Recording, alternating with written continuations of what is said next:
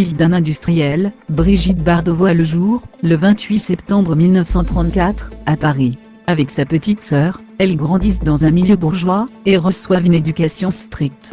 La petite fille se passionne pour la danse classique, et suit des cours à l'adolescence. Elle est reçue au Conservatoire de Paris, et se destine à une carrière de danseuse.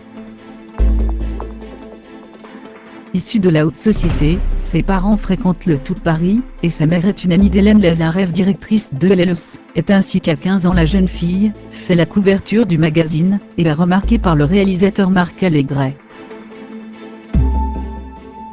Ce dernier lui propose un petit rôle dans Les Lauriers sont coupés. C'est comme cela qu'elle rencontre Roger Vadim et c'est le coup de foudre.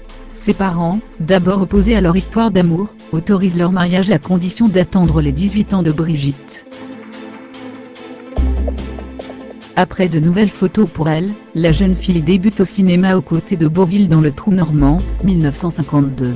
Elle enchaîne plusieurs tournages dans les années qui suivent.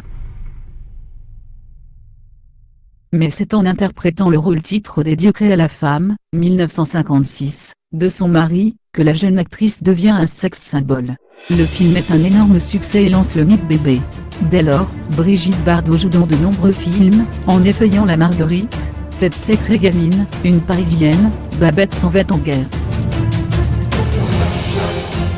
Mais cette célébrité a de nombreux inconvénients, et la jeune actrice est traquée par les paparazzis. D'ailleurs Jacques Rosier y consacre un documentaire, Paparazzi. Parallèlement à sa carrière d'actrice, Brigitte Bardot se lance dans la chanson, et devient la muse de Serge Gainsbourg. C'est ainsi qu'elle interprète Bonnie and Clyde, Harley Davidson, Je t'aime moi non plus qui sont des tubes. Par la suite, elle continue à chanter et à sortir quelques disques. Dans les années 70, Brigitte Bardot est au casting de plusieurs longs métrages, L'ours et la poupée, Les Pétroleuses et retrouve Roger Vadim sur Donjon en 73, qui est un échec. Puis après une histoire très bonne, et très joyeuse de Colline Autre-Chemise, la star décide de mettre fin à sa carrière d'actrice.